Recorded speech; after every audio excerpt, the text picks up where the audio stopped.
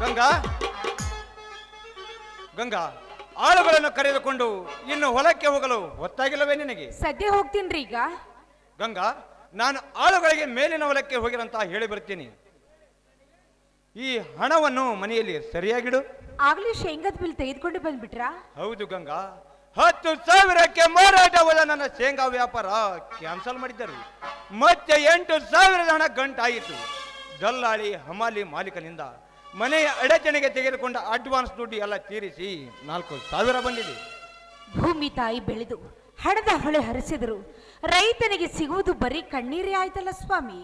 ಪ್ರತಿ ಬೆಳೆಯೂ ಇದೇ ರೀತಿ ಬರೀ ಶ್ರೀಮಂತರ ಸ್ವತ್ತಾಗಿ ರೈತನ ಕತ್ತು ಹಿಚಿಕಿದರೆ ಈ ರೈತನ ಬಾಳು ಕಣ್ಣೀರಿನ ಗೋಳಾಗುವುದರಲ್ಲಿ ಯಾವ ಸಂದೇಹವೂ ಇಲ್ಲ ಗಂಗಾ. ಎಂದು ಕಣ್ತೆರೆಯುವನೋ ಆ ವೀರಭದ್ರೇಶ್ವರ.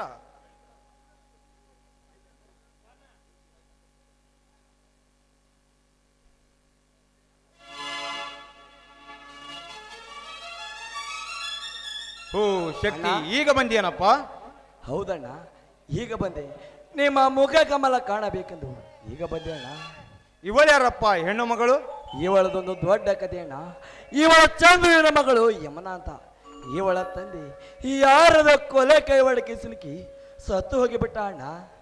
ಏನು, ಇವಳ ತಂದೆ ಚಂದ್ರುವಿನ ಕೊಲೆ ಐತೆ? ಕೊಲೆ ಅಷ್ಟೇ ಯಾಕಣ್ಣ, ಇವರ ಆಸ್ತಿ ಕೂಡ ಆ ನೀಚ ರುದ್ರೇಗರನ್ನ ಸ್ವತ್ತಾಗಿ ಹೋಗಿದೆ.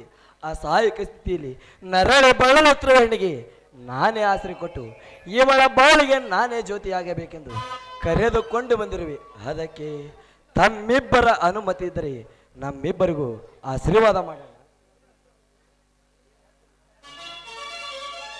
ಇದೇನಪ್ಪ, ಕುರಿ ಹುಡುಕುತ್ತೇನೆ ಎಂದು ಹೋದ ನೀನು ಮರಿಯನ್ನೇ ಹುಡುಕಿ ತಂದು ಬಿಟ್ಟಿಯಲ್ಲೋ ಶಕ್ತಿ. ಈ ನಿನ್ನ ಅಣ್ಣನ ಬೆನ್ನ ಹಿಂದೆ ಎಂತ ಪವಿತ್ರ ಹೃದಯದ ಸಹೋದರನಾಗಿ ಜನಿಸಿ ಬಂದಿಯೋ ತಮ್ಮ. ನಿನ್ನ ನೆಂತವರೆನಿಸಲಿ ಕತ್ತಲೆಯ ಕಾಲಿಗೆತ್ತನೆ ನುಚ್ಚು ನೂರಾಗಿಸಿ ಸ್ವಚ್ಛ ಹೃದಯದ ಈ ಅನಾಥ ಹೆಣ್ಣನ್ನು ಮದುವೆಯಾಗಿ ಬಹಳ ಜ್ಯೋತಿಯನ್ನು ಬೆಳಗಿಸುತ್ತೇನೆಂದು ಹೇಳ್ತೀಯಲ್ಲ, ಬಹಳ ಸಂತೋಷವಾಯಿತು. ಜಗದೊಡೆಯ ರೈತನು ಒಬ್ಬನೇ ಎನ್ನುವ ಕೀರ್ತಿಯೊಡನೆ ಅಣ್ಣ ಅತ್ತಿಗೆಯರ ಮೂರ್ತಿಯನ್ನು ಸದಾ ಸ್ಮರಿಸುತ್ತಿರುವೆ ಎಂದಾಗ ಈ ಕಾರ್ಯಕ್ಕೆ ಅನುಮತಿ ಕೊಡಲಾರೇನೆ. ಹಿಂದೆ ಮುಗಿಯಲಿ ನಿಮ್ಮಿಬ್ಬರ ಗಾಂಧರ್ವ ವಿವಾಹ.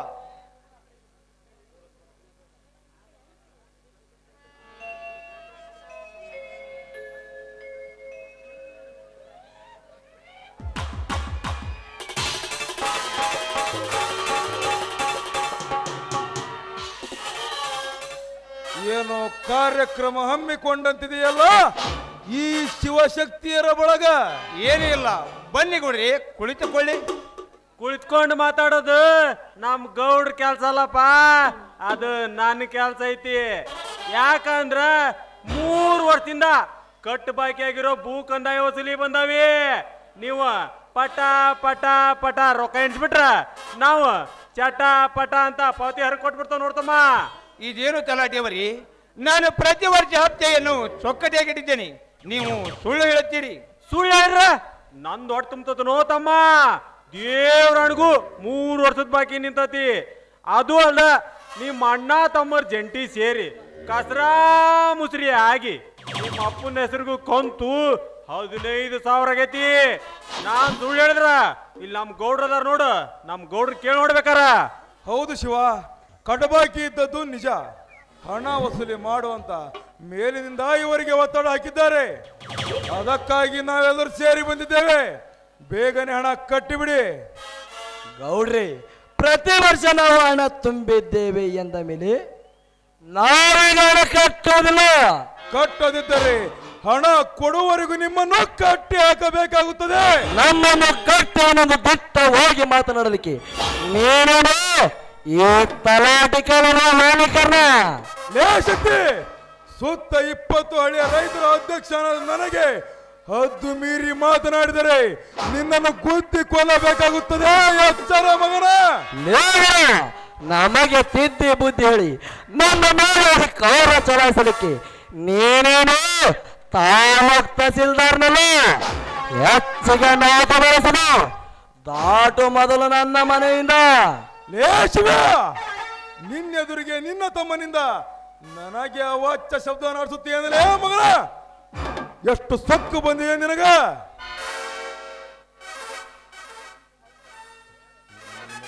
ಹಾಗೆ ಮಾಡಬೇಡಿ ದಣಿ, ನಿಮ್ಮ ಕಾಲಿಗೆ ಬಿದ್ದು ಬೇಡಿಕೊಳ್ಳುತ್ತೇನೆ. ನಾವು ತುಂಬಬೇಕಾದ ಹಣವನ್ನು ಈಗಲೇ ತುಂಬಿ ಬಿಡುತ್ತೇನೆ. ಅಣ್ಣ ಎಂತ ಹೇಳ್ದನ್ನ ಮಾತಾಡ್ತೀಯ ಅಣ್ಣ ಇವರಿಗೆ.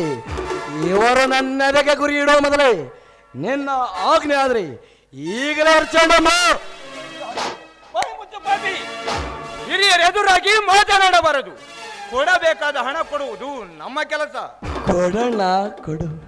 ಈ ನಿನ್ನ ತಮ್ಮನನ್ನು ಒಡಲು ಇದೇ ರೀತಿ ಬೆದರಿಸಿ ಈ ಚೇಡವರಿಗೆ ಎಲ್ಲ ಆಸ್ತಿಯನ್ನು ಕೊಟ್ಟು ಬಿಡು. ಎಲ್ಲ ನಿಶ್ಚಿಂತೆಯಿಂದಿರುವಂತೆ. ಅಣ್ಣ ನಿನಗಿನ್ನು ತಿಳಿದಿಲ್ಲ ಈ ನೀಚಗೌಡನ ವರ್ತಮಾನ. ಸಮಯ ಬಂದಾಗ ಅದನ್ನು ನಾನೇ ತೋರಿಸಿಕೊಡ್ತೀನಿ. ಈಗ ಮಾತ್ರ ಕೈಯೆತ್ತಿ ಒಂದು ಕಾಸು ಕೊಡಬೇಡಣ್ಣ ಅವರಿಗೆ. ಕೊಡದಿದ್ದರೆ ಲೀಲಾವಿಗೆ ಹಚ್ಚಬೇಕಾಗುತ್ತದೆ ನಿಮ್ಮ ಆಸ್ತಿಯನ್ನು. ಸ್ವಲ್ಪ ಹಣದ ಸಲುವಾಗಿ ದೊಡ್ಡರಾದಂತ ಮಾಡ್ಕೋಬೇಡ ಶಿವ.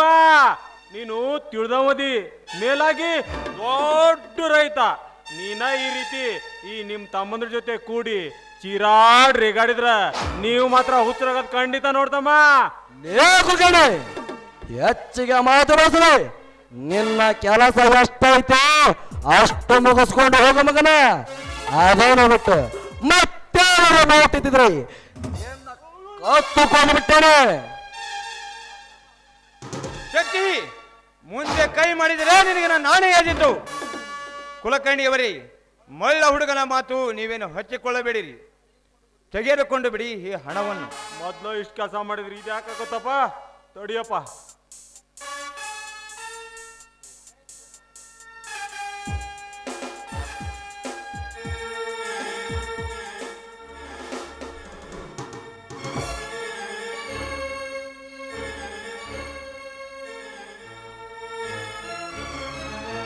ತಗಾರಪ್ಪ ಪಾವತಿ ಚಂದ ಕಾಯ್ಲಿಟ್ಕ. ಗೌಡ್ರ ರೊಕ್ಕಂತ ಸಿಕ್ಕು ರಾಣೆಬೆನ್ನೂರಾಗ ನರ್ತಕಿಟಪ್ಪ ಬಾರಿ ನಡ್ಯಾಕಂತದಂತ್ರಿ. ಹೋಗಿ ಬಾರ್ಜರಿ ಪಾರ್ಟಿ ಮಾಡೋಣ ನಡ್ರಿ. ನಡಿಯಲೇ ಐತಿನ. ರಾಜಕೀಯ ಮಾಡೋದಕ್ಕೆ ಹಣ ಇರಬೇಕು. ಫೀಲ್ಡ್ನಲ್ಲಿ ಹೀರೋ ಆಗಿ ಮೆರೋದಕ್ಕೆ ಮೀಟರ್ ಇರಬೇಕು. ಸಮಾಜದಲ್ಲಿ ಎಲ್ಲಾದರೂ ಒಳ್ಳೆಯವನಾಗಿ ಒಳ್ಳೆಯ ಕೆಲಸವನ್ನು ಮಾಡಿ ಸತ್ಯ ಹರಿಶ್ಚಂದ್ರನಾಗಬೇಕಾದರೆ ಒಳ್ಳೆಯ ಗುಣ ಇರಬೇಕು. ಸುತ್ತ 10 ರೌಡಿಗಳ ಗುಂಪು ಕಟ್ಟಿಕೊಂಡು ಲಾಂಗ್ ಹಿಡಿದು ದೊಡ್ಡ ಡಾನ್ ಆಗಿ ಬರೋದಕ್ಕ ಎದೆಯಾಗ ಗುಂಡಿಗೆ ಅನ್ನೋದಿರ್ಬೇಕ. ಆದ್ರ ಈ ರುದ್ರೇಗೌಡ ಮಾಡುವ ಕೆಲಸದಲ್ಲಿ, ಇಡುವ ಹೆಜ್ಜೆಯಲ್ಲಿ, ನಡೆಯುವ ಹಾದಿಯಲ್ಲಿ ಯಾವ ನನ್ನ ಮಗನಾದ್ರೂ ಅಡ್ಡಗಡಿ ತಡಿಬೇಕಂದ್ರ ಅವ ಅಪ್ಪ ಹೊಡಿರ್ಬೇಕ. ನಾನು ಸುಮ್ಮನೆ ಬಂದ್ರೆ ಅತಿಥಿ, ಹುಡುಕ ಮಂದೆ ನಿಮ್ಮಂದರ್ ತಿಥಿ.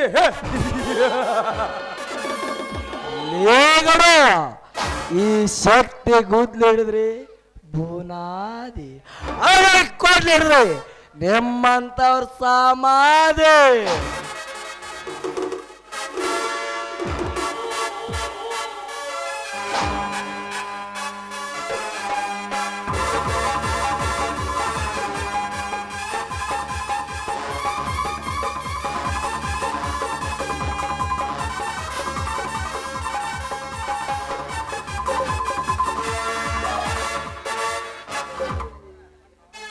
ಅಣ್ಣ ಇದೇನಣ್ಣ ನೀನು ಮಾಡುತ್ತಿರುವ ಅಂಜಬರ್ಗ ಕೆಲಸ?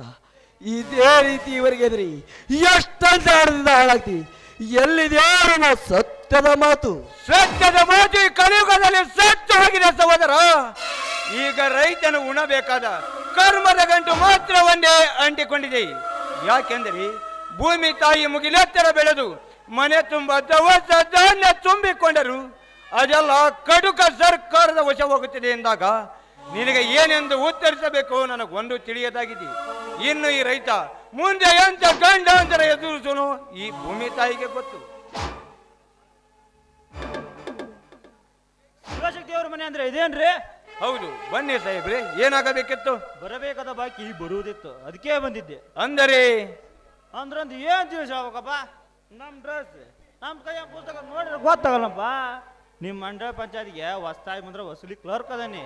ಅಂದ್ರ ನಿಮ್ಮನೆ ಪಟ್ಟಿ ಬಾಕಿ 4 ವರ್ಷದಿಂದ ನಿಂತೈತಿ. ಅದ್ ವಸೂಲಿ ಮಾಡಾಕ ಬಂದಾನಿ.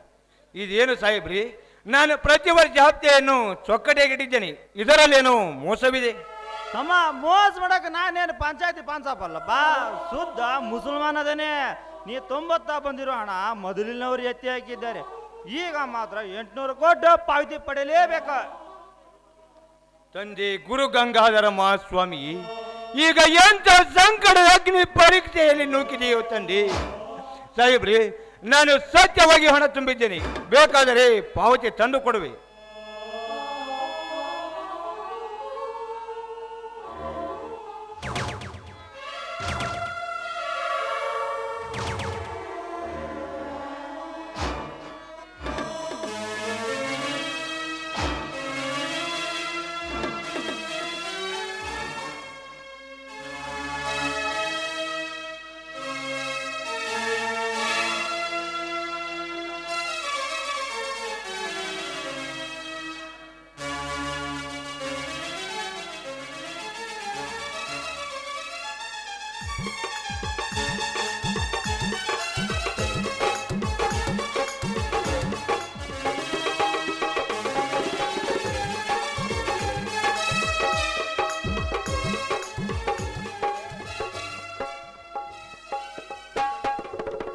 ಸಾಹೇಬ್ರಿ, ನೋಡಿ ಬೇಕಾದರೆ.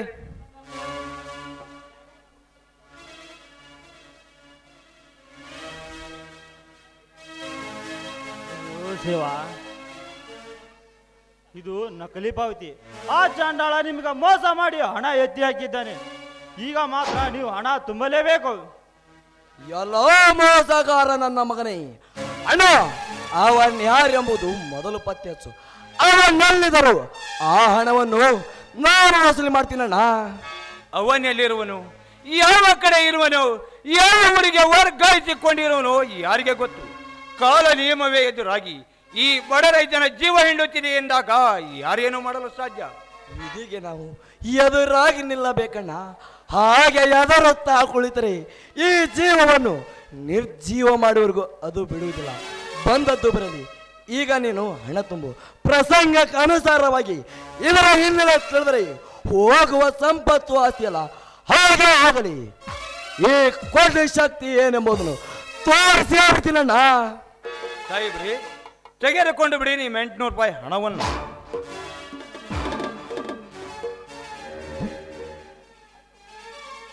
ಆಯ್ತು,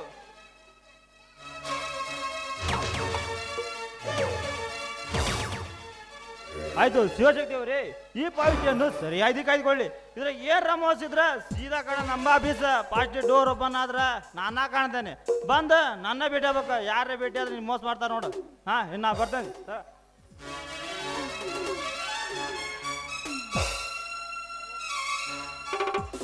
ಸಹೋದರ, ಇದೇ ರೀತಿ ಅನ್ಯಾಯವಾಗುತ್ತಾ ಹೋದರೆ ಎಂತ ಬದುಕಬೇಕು ರೈತ?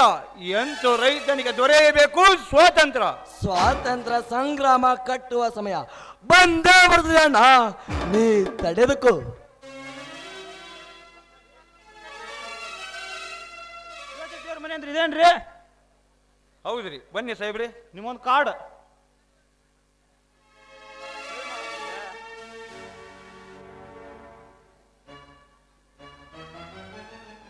ಇನ್ನು ಬರೋದಾರ ಬಾ.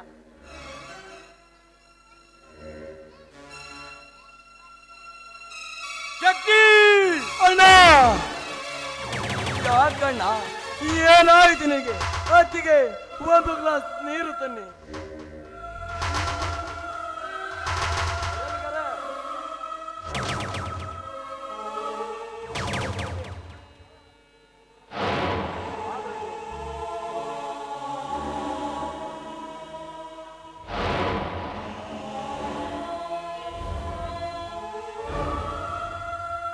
ಸಹೋದರ, ಎಂತೂ ಸಹಿಸಲಪ್ಪ ಸಂಸಾರದ ಭಾರವನ್ನು.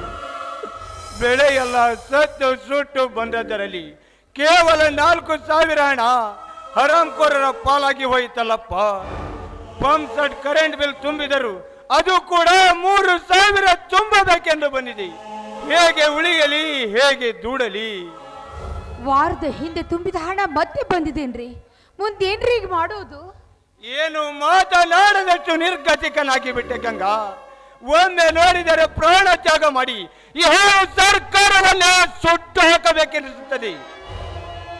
ಓ ತಂದೆ ಗುರು ಗಂಗಾಧರ ಮಹಾಸ್ವಾಮಿ, ಈಗ ಎಂತ ಸಂಕಟದ ಅಗ್ನಿ ಪರೀಕ್ಷೆಯಲ್ಲಿ ನುಗ್ಗಿದೆಯೋ ತಂದೆ.